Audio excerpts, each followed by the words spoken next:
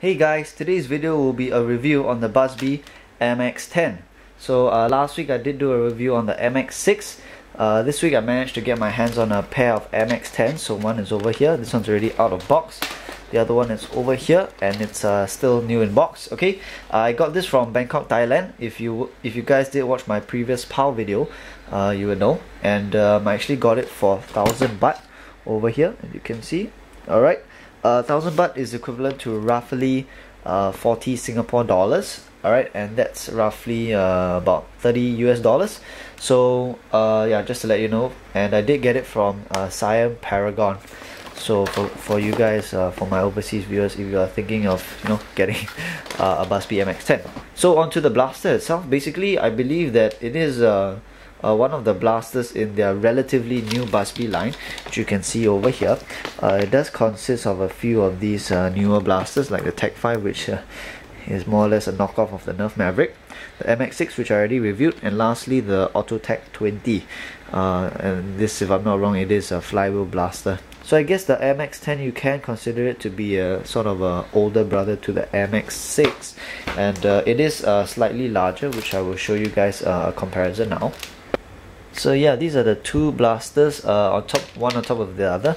So you can see that the MX10 is maybe about 15%, 15 to 20% longer than the MX6, and the main difference is that of course, it being the MX10, the turret does have 10 barrels instead of the 6. Okay.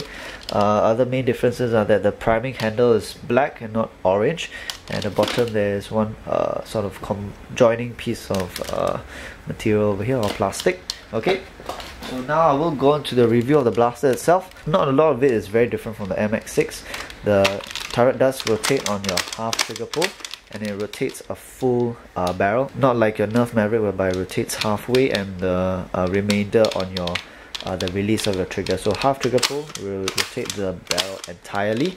Over here, same thing, the pump handle is very comfortable, but one noticeable difference I did realize was that, as you can see over here, the sort of rest is located at the front, which I think does not really make much sense, whereas for the MX6, okay, the rest is actually located at the back, which of course will help you a lot when you are pumping it up, because you do have something to rest your palm against, whereas for the MX10 is located at the front, which doesn't really make much ergonomic sense. But that said, I mean, I do not have any pumping problems. The overpressure release valve actually kicks in after about 3 pumps, which is a little bit earlier than the MX6, and I have realized that this blaster is actually not as powerful as the MX6, which I will show you guys in a minute.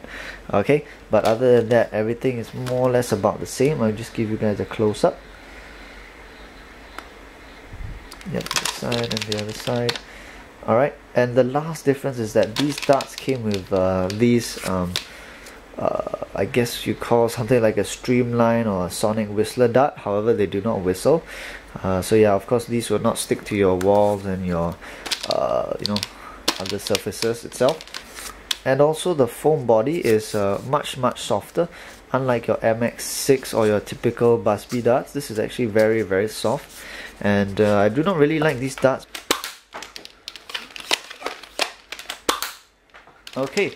And you guys can tell by the sound versus something like the MX6.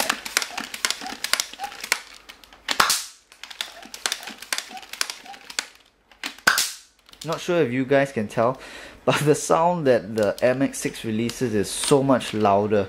And yes, it is also much more powerful. I would say maybe about 80% more powerful than the MX10.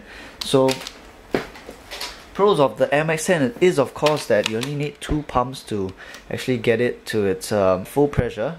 So of course that is a slightly faster rate of fire, and at the same time it does have 10 barrels. So yeah, I guess what Busby was trying to do is sort of mix it around, whereby the MX6 actually has a fewer barrels but able to get a further range, whereas the MX10 has a higher rate of fire, higher dart capacity, and but only able to give you a shorter range. So For these two blasters, right, if you were to pick one of them for like a war type situation whereby you do need the extra range or the extra power, then I guess you go for the MX6.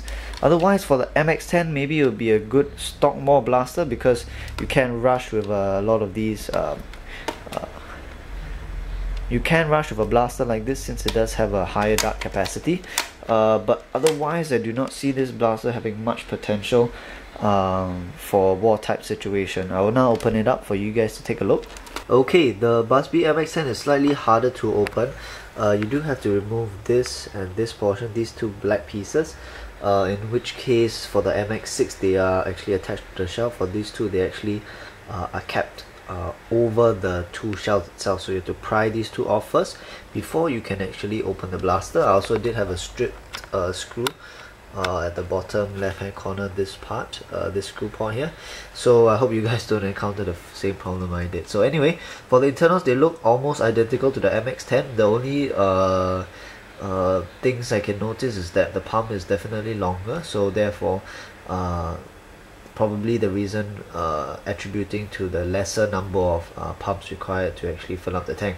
The tank appears to be the same size as the MX6, so I'm not too sure why the ranges for this blaster are actually so different from the MX6. I mean, internally I guess they are almost identical, so maybe I'm gonna go ahead and plug the pump to see how that works out. But otherwise, yeah, this is what the internals look like.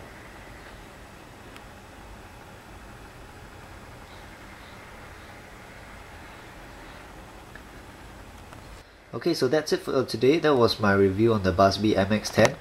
Give me a thumbs up if you liked the video.